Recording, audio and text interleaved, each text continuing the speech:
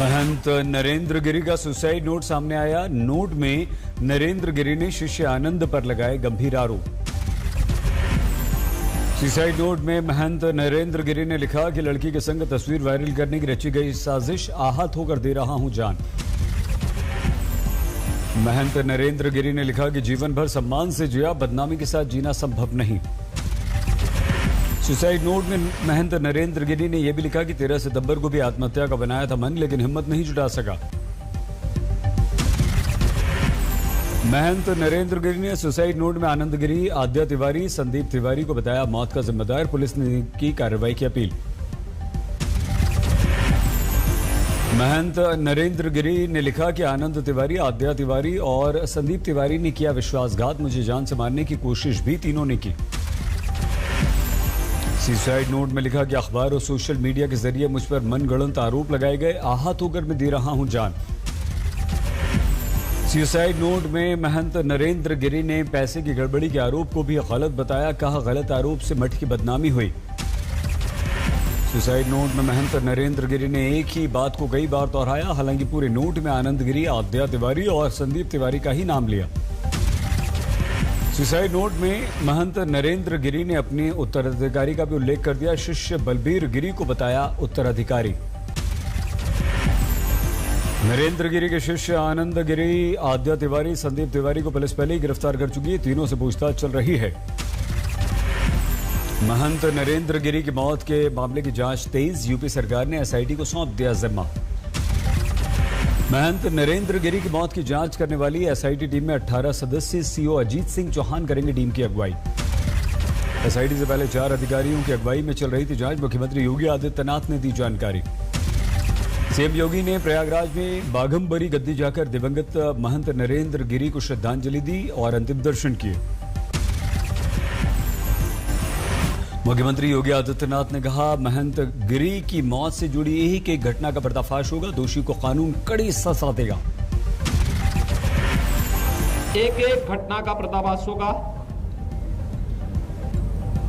और दोषी अवश्य सजा पाएगा। सीएम योगी ने की अपील, जांच पूरी होने तक बयानबाजी से बचें लोग, केस को प्रभावित न करें। सीएम योगी ने जानकारी दी, बुधवार को 5 सदस्यीय टीम नरेंद्र गिरी महंत के पार्थिव शरीर का पोस्टमार्टम करेगी और दोपहर 12 बजे दी जाएगी भू समाधि। महंत नरेंद्र गिरी की मौत का मामला इलाहाबाद हाईकोर्ट पहुंचा, स्वतंत्र और निष्पक्ष जांच की मांग की याचिका। समाजवादी पार्टी के नेता इंदु प्रकाश मिश्रा से भी हो सकती है पूछताछ। मई महीने में महंत नरेंद्र गिरी और आनंद गिरी के बीच उन्होंने समझौता करवाया था। बीजेपी के सुशील मिश्रा और मुरादाबाद के एएसपी ओपी पांडे भी समझौते में मौजूद थे, दोनों से भी होगी पूछताछ। महंत नरेंद्र गिरी के एक और शिष्य निर्भय द्विवेदी ने बड़ा खुलासा किया, सुसाइड नोट लिखने के साथ साथ बनाया था उन्होंने अपना मोबाइल वीडियो। मौत की जांच में जुटी टीम खंगाल रही है सीसीटीवी फुटेज, जिस कमरे में शव मिला उसके ठीक सामने लगा हुआ है सीसीटीवी।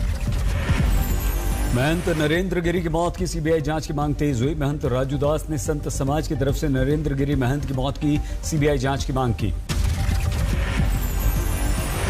समाजवादी पार्टी के अध्यक्ष और पूर्व मुख्यमंत्री उत्तर प्रदेश के अखिलेश यादव ने महंत नरेंद्र गिरी को श्रद्धांजलि दी और सिटिंग जज से मामले की जांच की मांग की। यूपी कांग्रेस के अध्यक्ष अजय सिंह लल्लू ने महंत नरेंद्र गिरी की मौत के पीछे साजिश का शक जताया, सीबीआई जांच की मांग की। ओम प्रकाश राजभर का बयान, कहा महंत नरेंद्र गिरी की आत्महत्या की खबर पर विश्वास नहीं, सीबीआई जांच करे। महाराष्ट्र कांग्रेस के अध्यक्ष नाना पटोले का योगी आदित्यनाथ पर हमला, साधु संतों की सुरक्षा का हवाला देकर यूपी में राष्ट्रपति शासन लगाने की मांग। भोपाल से बीजेपी की सांसद साध्वी प्रज्ञा ठाकुर ने महंत गिरी की मौत की सीबीआई जांच की मांग की, कहा सामने आना चाहिए सच। महंत नरेंद्र गिरी की मौत के बाद महंत धर्मदास का आरोप, कहा यह हत्या है और इसके लिए मठ के अंदर के लोग ही जिम्मेदार। महंत नरेंद्र गिरी की संदिग्ध मौत पर स्वामी चिन्मयानंद का आरोप, कहा राजनीतिक दल के विशेष लोगों ने हत्या की। प्रयागराज में महंत नरेंद्र गिरी के पैतृक गांव में शोक की लहर, आत्महत्या की बात मानने को तैयार नहीं परिवार वाले। प्रयागराज के छतौना गांव में हुआ था महंत नरेंद्र गिरी का जन्म, 20 साल की उम्र में ही छोड़ दिया था परिवार। महंत नरेंद्र गिरी के अंतिम दर्शन के लिए बाघमबरी मठ पहुंची छोटी बहन, कहा मौत की जांच कराए सरकार। यूपी के संभल पहुंचे योगी आदित्यनाथ ने अखिलेश यादव पर किया हमला, कहा समाजवादी पार्टी के कुछ नेता कर रहे हैं तालिबान का समर्थन। गुजरात के दौरे पर पहुंचे ओवैसी का बड़ा बयान, कहा कांग्रेस के कई नेता उनके संपर्क में, गुजरात में चुनाव लड़ने का ऐलान कर चुकी है ओवैसी की पार्टी। हार्दिक पटेल पर बीजेपी का हमला, कहा उत्तराखंड की तरह शायद महीने भर बाद भूपेंद्र पटेल गुजरात के मुख्यमंत्री न रहे। भवानीपुर में नहीं करने दिया जा रहा है डोर टू डोर प्रचार, बीजेपी ने चुनाव आयोग में शिकायत की। पश्चिम बंगाल में कांग्रेस के विधायक ने राष्ट्रीय सचिव पद से दिया इस्तीफा, टीएमसी में जाएंगे। बंगाल में बीजेपी के साथ टीएमसी की राजनीतिक तनातनी तेज, राज्य बीजेपी के नए अध्यक्ष का बयान, कहा राज्य में तालिबान से हमारा युद्ध। कोल ट्रांसपोर्ट स्कैम मामले में ममता के भतीजे अभिषेक को झटका, दिल्ली हाईकोर्ट ने ईडी के समन पर रोक लगाने से इनकार किया, पत्नी को भी नहीं मिली राहत। शरद पवार पर शिवसेना नेता का बड़ा हमला, बोले कांग्रेस की भीड़ में छुरा घोंपकर एनसीपी का गठन किया। अनंत गीते के बयान से संजय राउत ने जल पल्ला झाड़ा, पवार को बताया सरकार का पिलर और बड़ा नेता। पंजाब में सरकार बनते मुख्यमंत्री चन्नी के ताबड़तोड़ फैसले, 15% बढ़ गई सरकारी कर्मचारियों की तनख्वाह, आज दिल्ली में राहुल से मिले। रायबरेली के ऊंचार में फूलन देवी की मूर्ति को लेकर राजनीति तेज, राज्यपाल कश्यप ने स्मारक बनाने का किया ऐलान।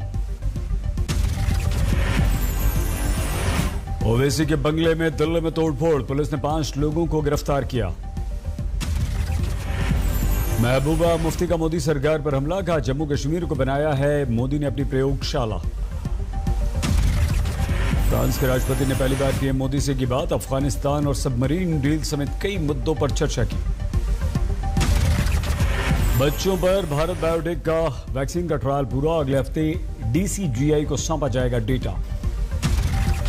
एयर मार्शल वीआर चौधरी होंगे अगले वायुसेना अध्यक्ष, 30 सितंबर को रिटायर हो रहे हैं आरकेएस भदौरिया। मध्य प्रदेश के आगरमालवा में उफनते पुलिया पार करते समय बाइक सवार बहा, लोगों ने बड़ी मुश्किल से उसकी जान बचाई। रायसेन में दाहाद डैम में आई दरार, मरम्मत के लिए खोले गए 6 गेट। गेट खोलने के कारण हजारों गैलन पानी फैला, रिसाव पर काबू पाने में 8 घंटे से ज्यादा का समय लगा। यूपी के इटावा में मालगाड़ी के 44 डिब्बे पलट गए, की मौत, 3 घायल। दिल्ली से कानपुर जा रही थी मालगाड़ी, डिब्बे पलटने से जानवर चरा रहे बच्चे चपेट में आए। रायपुर पाइप सेंटर में आग लगी, आसपास के इलाकों को तुरंत खाली कराया गया। पटाखों की चिंगारी के कारण आग लगने की आशंका। ग्रेटर नोएडा में बदमाशों ने लूटपाट की कोशिश की, लोगों ने मिलकर जमकर पीटा। दरभंगा में रिश्वत के आरोप में थानेदार निलंबित, अतिक्रमण हटाने के नाम पर पीड़ित से लैपटॉप मांगा था। अमरावती में धड़ल्ले से बिक रहे हैं प्रतिबंधित गुटखे, डीएम के कार्यालय के सामने प्रदर्शन। हजारीबाग में दलित नाबालिग के साथ दरिंदगी, 5 को पुलिस ने गिरफ्तार किया। गोरखपुर में ऑनलाइन इंटरनेशनल कॉल कर व्यापारी से 20 लाख रुपए की रंगदारी मांगने के मामले में पुलिस ने 2 को गिरफ्तार किया। बारामती में पेड़ के नीचे खड़े किसान दंपत्ति पर बिजली गिरी, दोनों की मौत। आजमगढ़ के अस्पताल में हंगामा, इलाज में लापरवाही से महिला की मौत का आरोप। अलीगढ़ में 8 साल की बच्ची का मिला शव, हवानियत के बाद हत्या की आशंका। समस्तीपुर में फर्जी आईपीएस गिरफ्तार, रिवॉल्वर, लैपटॉप और कई सामान बरामद। मुंगेर में नक्सलियों के साथ पुलिस की मुठभेड़, 50 राउंड फायरिंग, भाग गए नक्सली। महाराष्ट्र के पिंपरी चिंचवाड़ में नौकरी से निकालने पर ड्राइवर का बदला, मालिक की 2 लग्जरी कारों में आग लगा दी। फतेहपुर में गो तस्करों के विरुद्ध ऑपरेशन, ड्रोन कैमरे से मदद। बाराबंकी में महिला सिपाही का रिश्वत लेते वीडियो वायरल, पुलिस कप्तान ने तुरंत किया सस्पेंड। भारत को $5 ट्रिलियन की इकोनॉमी बनाने में एफडीआई की होगी बड़ी भूमिका।